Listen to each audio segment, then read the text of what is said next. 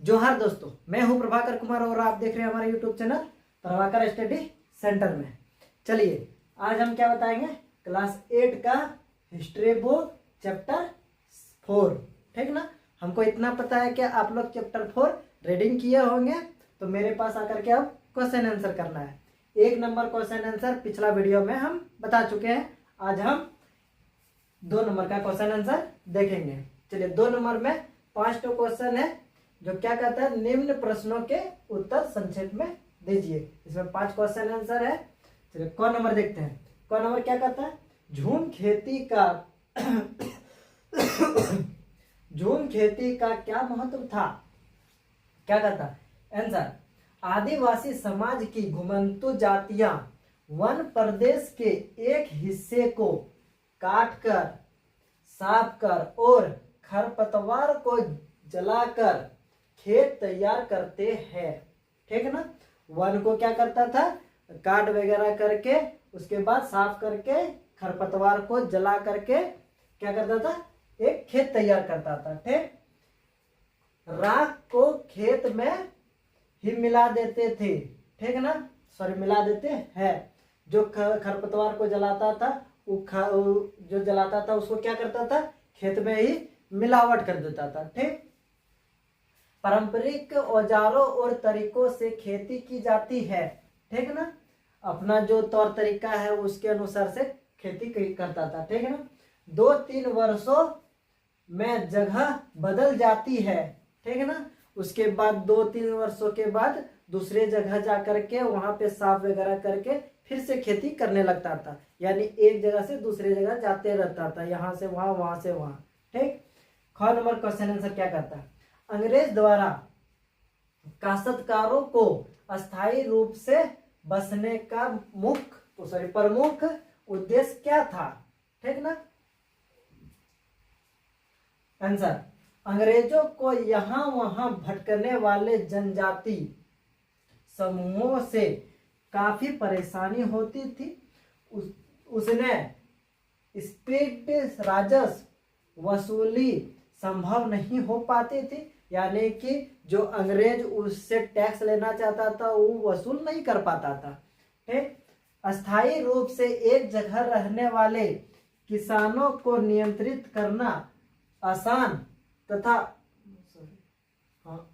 था तथा उससे कंपनी को नियमित आमदनी हो सकती थी। यानी कि एक जगह यदि किसान रहेगा वहां पे उपजाएगा तो उस जगह क्या कर सकते थे हम, मतलब सरकार उससे क्या करता था, टैक्स ले सकता था। ठीक ना, वसूली कर सकता था।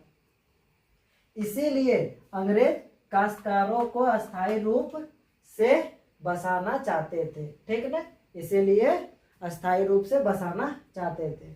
ग नंबर का आंसर क्या कहता है, महाजनी प्रथा से आप क्या समझते हैं। आंसर, जनजातीय ग्रामीण क्षेत्रों में सूदखोरों, यानी सूद वगैरह जो लेता था, सूदखोरों, सेठों और व्यापारियों का एक नया वर्ग आकार बसाने लगे। ठीक ना, यानी कि एक स्थायी रूप से क्या कर रहा है, ग्रामीण क्षेत्रों में मतलब सूद पर देने और लेने लगे। ठीक ना, ये आदिवासियों को ऊंचे ब्याज दरों पर ऋण देते थे। ठीक है ना, ऊंचे दर यानी कि जैसे अभी देखो 4% में वो थी, क्या बोलता है, बैंक को लेता है ना, सूद कितना लेता है, 4%। तो 4% लेता है तो उसमें क्या होता है, ज्यादा ले लेता है, तो चलो 20% दो, हमको 30% दो। ठीक है ना, उसे ज्यादा थी दर पे उच्च ब्याज दरों पर ऋण देते थे। ठीक ना, जिसे वे कभी चुका नहीं पाते थे और उनकी जमीन छीन जाती थी। यानी कि जो नहीं चुका पाएगा उसको क्या करता था, छीन लेता था कि तुम नहीं चुका पाए, हमको दे दो जमीन, अपना नाम पर करवा लेता था। ठीक, कर्ज के बदले महाजनों के लिए बेगार भी करनी पड़ती थी। कर्ज की लेन देन की इस व्यवस्था को ही क्या कहते हैं, महाजनी प्रथा कहा जाता है। ठीक, चलिए ग नंबर क्वेश्चन आंसर देखते हैं।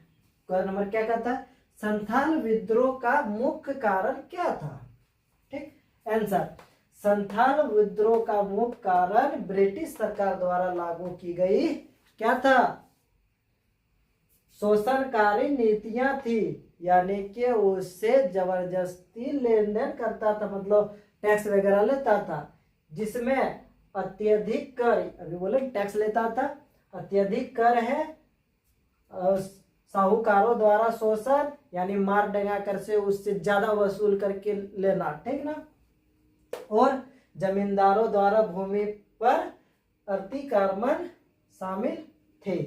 1 नंबर क्वेश्चन आंसर क्या करता है, खरवार विद्रोह क्यों हुआ था, ठीक ना, आंसर, खरवार विद्रोह मुख्य रूप से ब्रिटिश अधिकारियों के उत्पीड़न, अत्यधिक भू राजस्व की मांग और आदिवासी प्रथाओं में हस्तक्षेप के कारण हुआ था, ठीक ना, किसके कारण हुआ था, आदिवासी प्रथाओं में हस्तक्षेप करता था, ठीक ना, मतलब लिख लेता था कि जमीन मेरा है दे दो हमको, ठीक ना, और क्या कहता, भू राजस्व यानी कि जो भूमि रहता था वो अपने नाम करवा लेता था, ठीक ना, जबरदस्ती।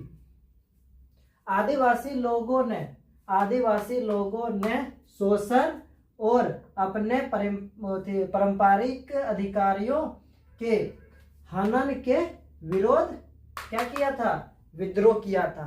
ठीक, चलिए यहाँ तक क्वेश्चन आंसर खत्म हो चुका है। 2 नंबर क्वेश्चन आंसर खत्म। अगला वीडियो में देखेंगे हम 3 नंबर क्वेश्चन आंसर, ठीक ना। हमको इतना पता है क्या, आप लोग रीडिंग करते होंगे 4 चैप्टर, ठीक ना, रीडिंग करना, उसके बाद मेरे पास आकर के क्वेश्चन आंसर करना है, ठीक ना। चलिए मैथ आप लोग देखते होंगे जरूर, ठीक। चलिए, हाँ, अभी तक हमारे चैनल को यदि सब्सक्राइब नहीं किए तो चैनल को सब्सक्राइब कर दे और बेल घंटे को भी दबा दे। चलो फोज करके लिख लो।